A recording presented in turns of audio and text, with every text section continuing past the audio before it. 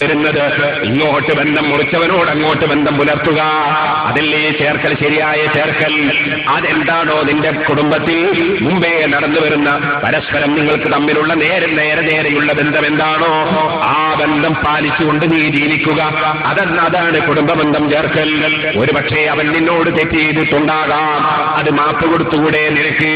നീ തെറ്റ് ചെയ്തിട്ട് റബ്ബ് മാപ്പ് തരണമെന്ന് ആഗ്രഹിക്കുന്നവരല്ലേ നീ അതാ റമദാനു ശരീഫിൽ റബ്ബിനോട് പറഞ്ഞില്ലേ, അല്ലാഹുമ്മ ഇന്നക അഫൂവൻ, അല്ലാഹുവേ നീ വിട്ടുവീഴ്ച ചെയ്യുന്നവനാണ്, തുഹിബ്ബുൽ അഫ്വ, നീ വിട്ടുവീഴ്ചയെ ഇഷ്ടപ്പെടുന്നവനാണ്. അതെ അല്ലാഹ്, നീ വിട്ടുവീഴ്ചയെ ഇഷ്ടപ്പെടുന്നവനാണ്. ഇത് നീ പറയുമ്പോ മറ്റാർക്കും ഞാൻ വിട്ടുവീഴ്ച ചെയ്യൂല. എന്റെ കുടുംബക്കാരെന്നോട് തെറ്റീതാ ഞാൻ വിട്ടുവീഴ്ച ചെയ്യൂല. എന്റെ നേതാക്കൾക്കും അനുയായികൾക്കും ഞാൻ വിട്ടുവീഴ്ച ചെയ്യൂല. എന്റെ കൂട്ടുകാർക്കും സഹപാഠികൾക്കും ഞാൻ വിട്ടുവീഴ്ച ചെയ്യൂല. ഞാൻ അയൽവാസികൾക്ക് വിട്ടുവീഴ്ച ചെയ്യൂല എന്നിങ്ങനെ ചിന്തിക്കുന്ന നീ അള്ളാഹുവിനോട് നീ വിട്ടുവീഴ്ച ചെയ്യുന്ന റബ്ബാണല്ലോ, വിട്ടുവീഴ്ച നീ ഇഷ്ടപ്പെടുന്നല്ലോ എന്ന് നീ അത് ഇഷ്ടപ്പെടാതെയാണോ പറയുന്നതെങ്കിൽ നിന്റെ പറച്ചിൽ ശരിയുണ്ടോ മനുഷ്യ? ആരെന്ത് തെറ്റ് ചെയ്താലും അങ്ങ് വിട്ടുവീഴ്ച ചെയ്തു കൊടുത്താൽ അള്ളാഹ് നിനക്ക് സ്വർഗം തരുമെന്ന് വാഗ്ദത്തം ചെയ്തിട്ടില്ലേ?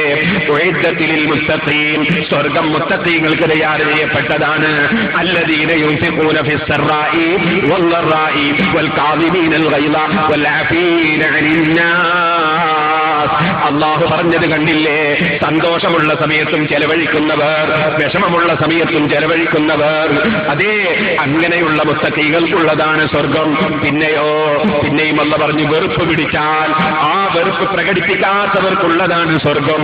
ഓ സഹോദര, വീട്ടിൽ പോയിട്ട് ഭാര്യമാരെ ചീത്ത പറയുന്നവരില്ലേ, മക്കളെ ചീത്ത പറയുന്നവരില്ലേ, സ്വന്തം ഭാര്യയുടെ ഉമ്മാനെ പറയുന്നവരില്ലേ, ചിലപ്പോൾ നാവ് കൊണ്ട് പറയാൻ പറ്റാത്ത വസ്തുക്കളുടെ പേരുകൾ ഭാര്യമാരെ മുന്നിൽ അങ്ങനെ പറയുന്ന ഭർത്താക്കന്മാരില്ലേ, മക്കളോട് അതാ ഔറത്തിന്റെ പേര് ഉറക്കെ വിളിച്ചു പറഞ്ഞ് ചീത്ത പറയുന്നവരില്ലേ.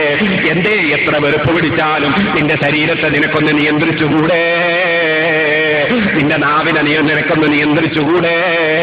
വിട്ടുവീഴ്ചയോടുകൂടെ ഒന്ന് ജീവിച്ചുകൂടെ? അല്ലാഹു പറയുന്നു,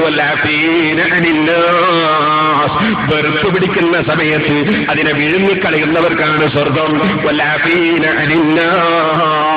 ജനങ്ങൾ ചെയ്യുന്ന തെറ്റ്, ആ തെറ്റിന് മാപ്പ് കൊടുക്കുന്നവർക്കാണ് സ്വർഗം. വിട്ടുവീഴ്ച ചെയ്യുന്നവർക്കാണ് സ്വർഗം. വിട്ടുവീഴ്ച എന്നത് വലിയൊരു വിഷയമാണ്. അത് അല്ലാഹു നമുക്ക് വിട്ടുവീഴ്ച ചെയ്യണമെങ്കിൽ നമ്മളും വിട്ടുവീഴ്ച ചെയ്യുന്നവരാകണം. എന്തിനും പകരം ചെയ്യണമെന്ന മനസ്സല്ലല്ലോ നമുക്ക് വേണ്ടത്. ഇരിക്കട്ടെ, അല്ലാഹു പറയുന്നു, ചേർക്കപ്പെടാൻ കൽപ്പിക്കപ്പെട്ടിട്ടുള്ള വിഷയങ്ങൾ അത് മുറിക്കുന്ന കക്ഷികൾ, കുടുംബ ബന്ധം മുറിക്കുന്നവർ, അയൽവാസികളുമായി പിണങ്ങുന്നവർ, ബന്ധുക്കൾ തമ്മിൽ തെറ്റുന്നവർ, ഭൂമിയിൽ നാശമുണ്ടാക്കുന്നവർ, സുബ്ഹാനല്ലാഹ്, ഭൂമിയിൽ നാശമുണ്ടാക്കുന്നവർ. ഇത് ഇന്ത്യ രാജ്യമാണ്, ഇത് ഇന്ത്യ രാജ്യമാണ്. ഞാൻ എന്റെ ചെറുപ്പക്കാരോട് പറയുന്നു, ഇവിടെ ഹൈന്ദവരുണ്ട്, ക്രൈസ്തവരുണ്ട്, മതമുള്ളവരുണ്ട്, മതമില്ലാത്തവരുണ്ട്, 1,900 പാർട്ടിക്കാരുണ്ട്, ധാരാളം സംഘടനക്കാരുണ്ട്. എല്ലാവർക്കും ഒരു നല്ല മനസ്സ് വേണ്ടേ? എല്ലാവർക്കും ഒരു നല്ല മനസ്സ് വേണ്ടേ? നമ്മുടെ എല്ലാ പോസ്റ്ററിൽ നമ്മൾ ഏത് ഒട്ടിച്ചാലും അതവിടെ തന്നെ ഉണ്ടാകണം.